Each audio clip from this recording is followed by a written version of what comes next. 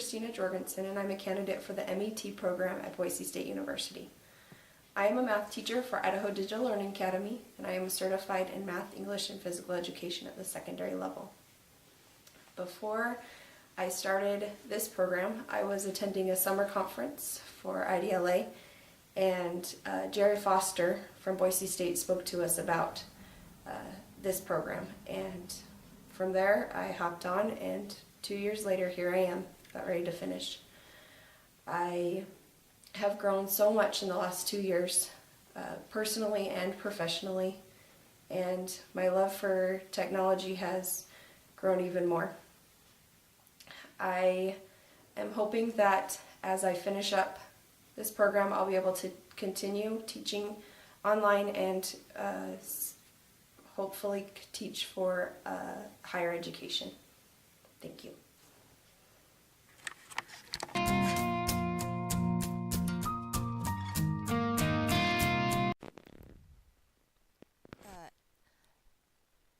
EdTech 502, the Internet for Educators, is one class that I learned so much from. I gained an understanding of what really goes into creating web pages and all the code and attention to detail that needs to be paid.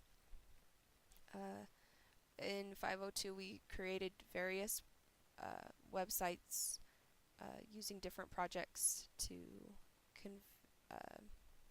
demonstrate how we know that we know what we're doing, and to offer different challenges for our students. I teach math, English, and physical education, so I was able to incorporate all three of those into the different projects. The one I wanted to focus on was the virtual field trip. Here we take a trip to England, and while many of us will probably never make it over there, I think this would be a fun trip, mostly because I would like to go there. I chose 5 British authors. J.K. Rowling is the author of the Harry Potter books, and R.R. Tolkien wrote The Lord of the Rings, so even though if they hadn't read The Lord of the Rings, many have probably watched the movies.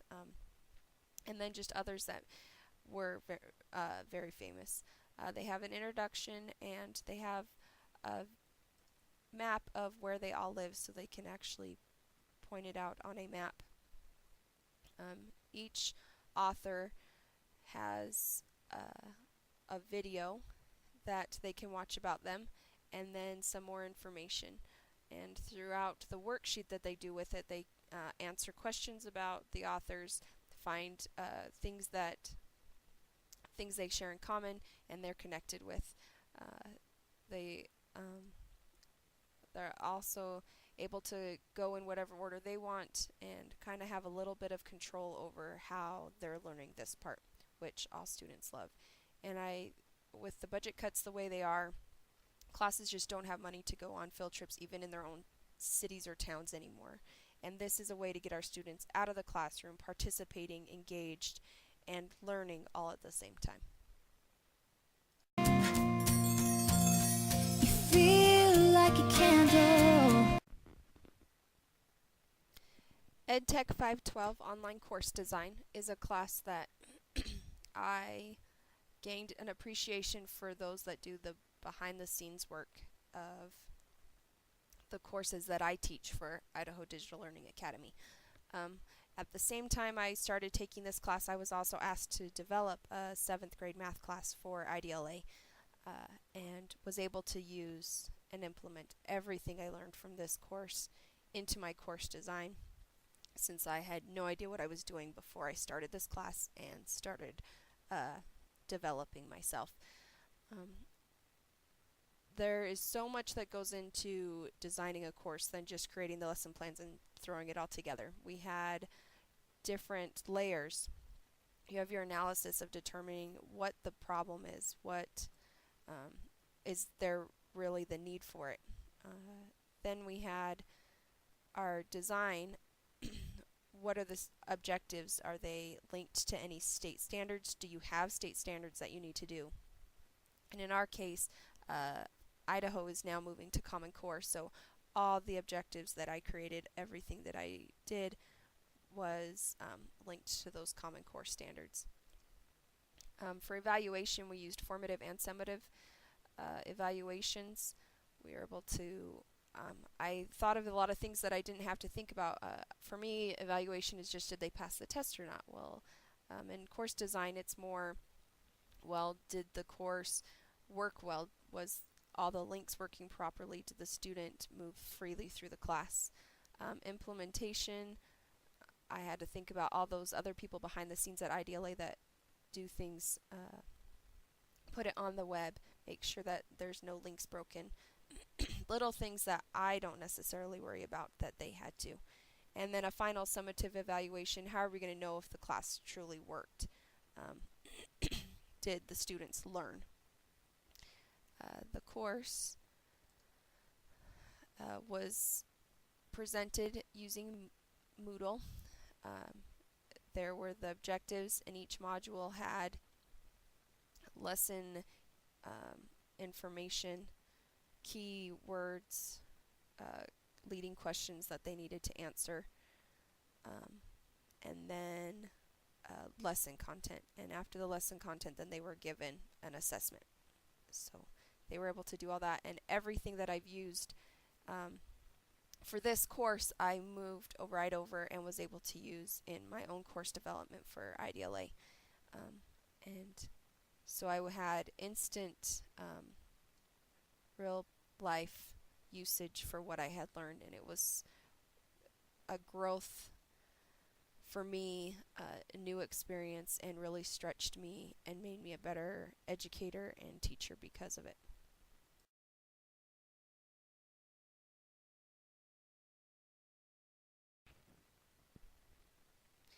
EdTech 532 Gaming and Simulations was a very fun class. I learned how to use game-based learning in the classroom and how to create and change regular gaming and make it educational. The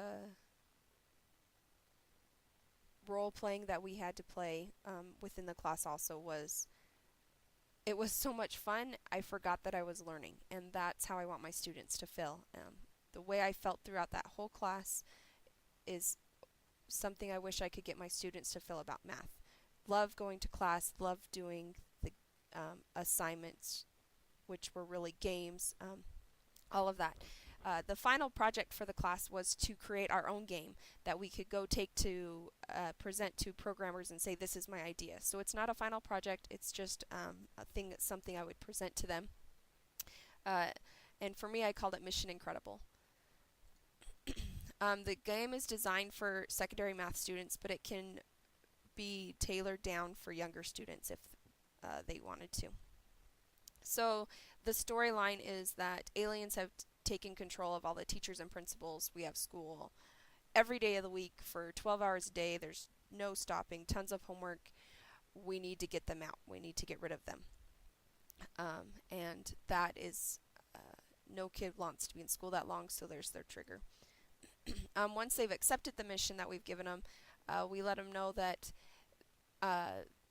they're taken to the closest building that has the microchips they need to remove to get rid of the aliens. And each floor, there's 10 floors, and each floor it gets harder and harder the closer and closer you get to the microchip.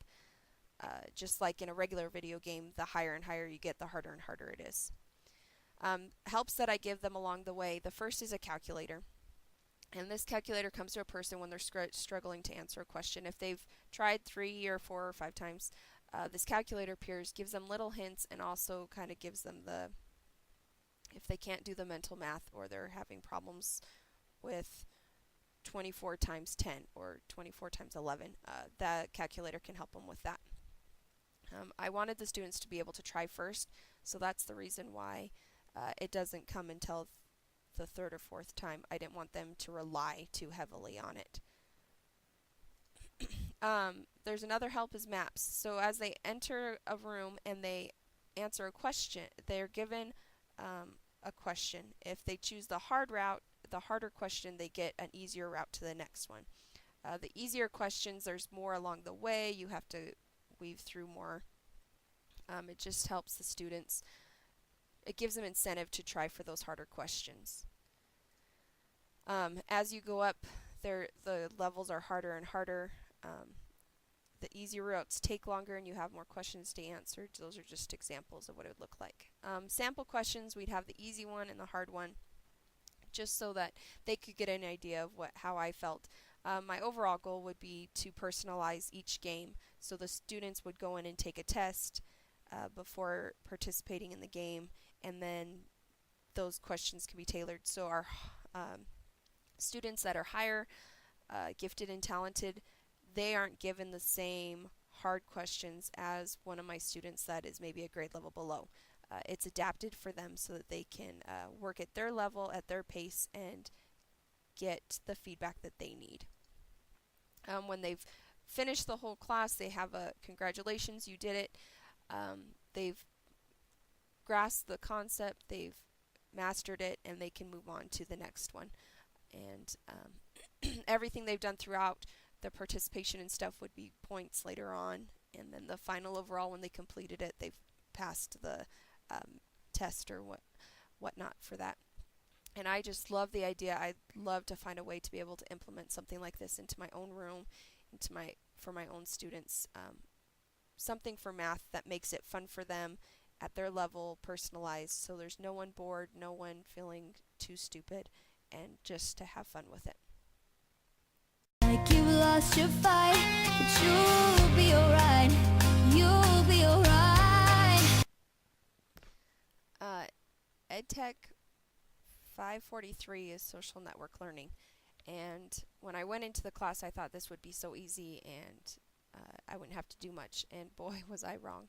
I learned so much about social networking, how it's not just using Facebook or Twitter, but to use social network as a way to present myself professionally and to make connections so that I can move up and move on when the time is right for me to do so. One thing that we did within 543 was we created an MOOC, which is a Mass Open Online course. My overall thinking would be someday, if I could actually implement this when I teach English again, would be getting with a school in China or Russia or England and doing it together. That would just be wonderful for my students. We have links on the top and the side to accommodate each student so they feel comfortable with either one. And this one, it would be short story writing. We have a course description, objectives, performance, what they're asked to do. The assessment is all through badges, and they get XP points as they move along throughout the course, and just general information. Course technology, we give them a whole page of all the technology that they'll be using, what it's for, and tutorials if they have problems with it. This way, there's no shock, or the students don't need to worry when they're presented with Digio or Flickr. They know what it is, they know what it's for, and if they have questions, they can always go to the tutorial. Our social media policies lets the students know what exactly is required of them, what happens if they don't follow the etiquette and the policies, copywriting laws, things that just so that they know what is asked of them and what is needed. This course monitoring we created just more for our classmates that were going to observe it without giving them access to all of our things so they could see the teacher and the student side of it. Overall, I think this would be a great way to implement, and I would love to try it someday if when the opportunity presents itself again. This concludes my reflection video. Thank you for watching.